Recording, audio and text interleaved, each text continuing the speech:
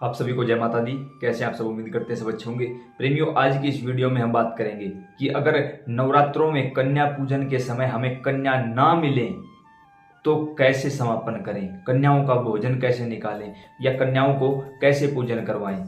सारी बात एक ही वीडियो में बिल्कुल स्पष्ट तौर पर आपको बताने की भरपूर कोशिश करूंगा।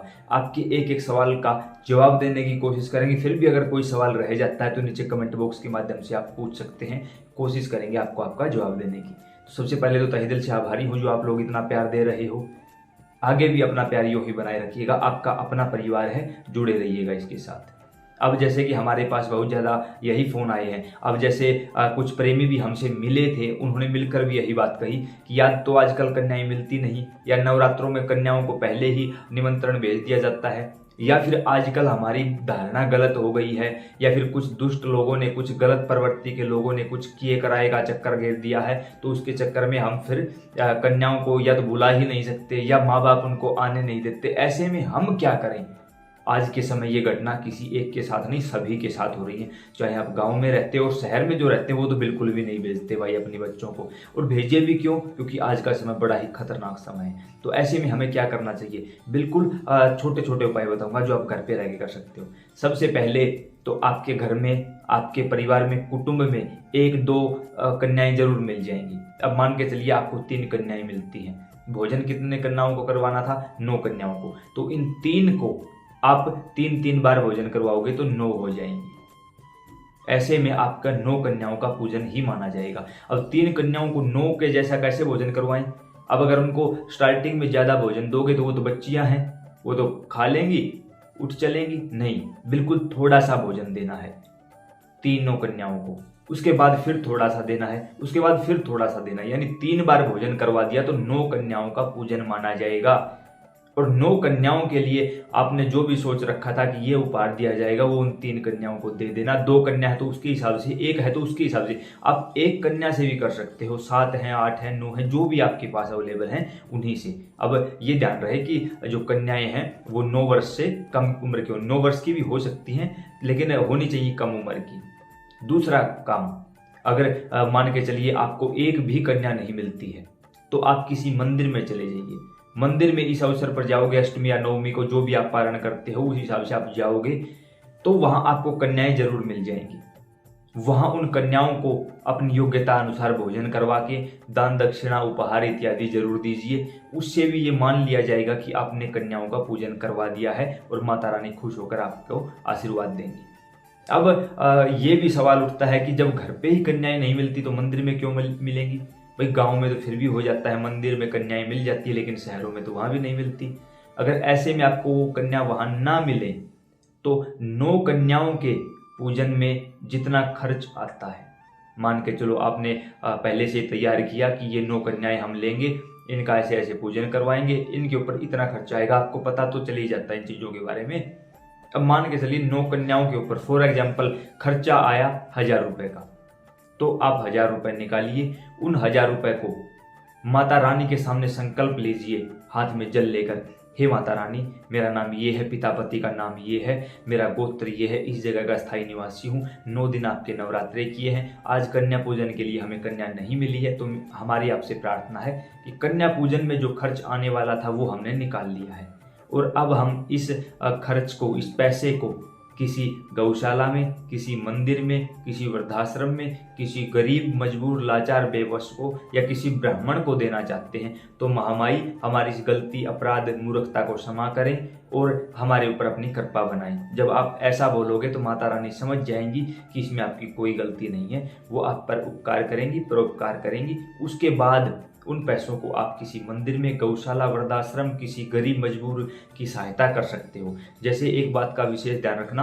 कि कुछ प्रेमियों ने हमें ये पर्सनली बोला है कि मंदिर में जाते हैं तो मंदिर के नाम चला जाता है, कोई और उठा लेता है, किसी और को देते हैं, ये है वो, मतलब हर प्रकार की दुनिया है भाई। तो ऐसे में आप चाहें तो उन 1000 रुपए का कोई सामान आप किसी जरूरतमंद व्यक्ति को दे सकते हो। अगर किसी के पास कुछ नहीं है तो उसको आप 1000 रुपए का उसके यहाँ अनाज डलवा दीजिए ताकि वो आराम से अपना भोजन कर सके। उनको कपड़े वगैरह दिलवा दीजिए, या घर की जरूरतों का जो जरूरी सामान होता है वो सामान आप उनके लिए ले आइए ताकि वो अपनी जिंदगी को खुशहाली से व्यतीत कर सकें। और वो आपको ताउम्र दुआएं दे सके।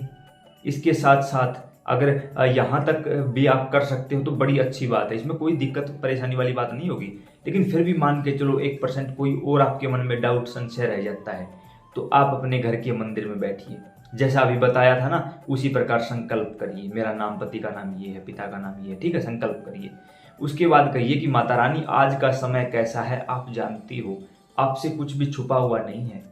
हम जैसे कुछ मूर्ख लोगों के कारण आज हमारे समाज की दशा बदलती जा रही है, तो हमें 9 कन्याएं नहीं मिली या फिर हमें कोई कन्या ही नहीं मिली भोजन के लिए।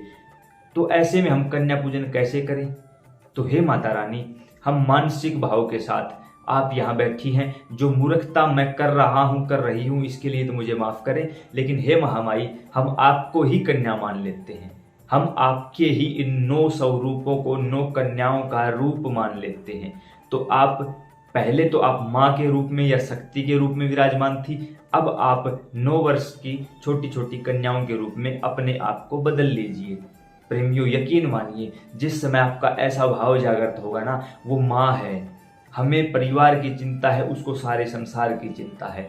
तो प्रेमियों, आपके लिए जब भक्तों को जब जब भी जरूरत पड़ी है ना, तो माता कभी काली, कभी भद्रकाली के रूप में आई है, कभी शांत सौम्य रूप में आई है, कभी चतुर्भुजी रूप में माँ आई है, कभी बच्चों के लिए माँ ने पता नहीं क्या क्या किया है। तो क्या आज आपके लिए वो एक छोटी कन्या के रूप में नहीं आएंगी?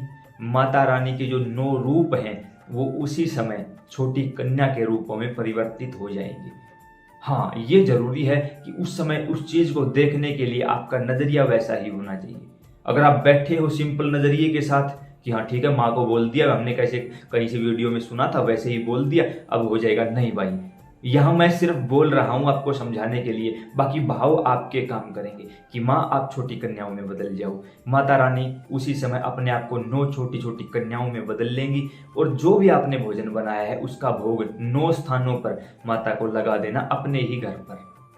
तो ऐसे में जब 9 स्थानों पर भोग लगा दिया गया तो माता आपकी उस पूजा को स्वीकार करेंगी, आपकी उस भोजन को स्वीकार करेंगी, आपको वरदान देंगी और कन्या पूजन जैसा ही फल मिलेगा। लेकिन ये तब करना है जब कन्याएं ना मिले। अगर कन्याएं मिल रही हैं तो आपको कन्याएं घर पर बुलानी चाहिए। उसके साथ आपने कन्याओं के लिए जो सोचा था, चुनरी देंगे, दक्षिणा देंगे, फल मिठाइयाँ देंगे, खिलौने देंगे, कोई और उपहार देंगे, वो सारी वस्तुएं आप माता रानी के चरणों में भी भेंट करेंगी। अब वो वस्तुएं आपने भेंट कर दी है माता रानी के चरणों में, उस दिन आप उनको वहीं रखा रहने दें। अगले दिन जब आप माता रानी को प्रस्थान करवाएं, विसर्जित करवाएं, उस समय पर आप उन चीज़ों को उठा लीजिए। आपके जैसे कोई खाने की चीज़ है तो घर परिवार में बांट के खा लीजिए, कोई खेल खिलौने की चीज़ है तो किसी भी बच्चे को खेलने के लिए दे दीजिए। माता रानी पूर्ण रूप से आपके ऊपर आशीर्वाद बनाएंगी और आपको कहीं भटकना भी नहीं पड़ेगा। तो उम्मीद करता हूँ कि ये जानकारी समझ और पसंद आई होगी, और अगर गलती से लगे कि ये जानकारी ठीक है और अन्य लोगों को पता चलना चाहिए तो इस वीडियो को इतनी जगह शेयर करो कि उन सभी प्रेमियों को समय से पहले ये वीडियो मिल जाए। जय माता दी।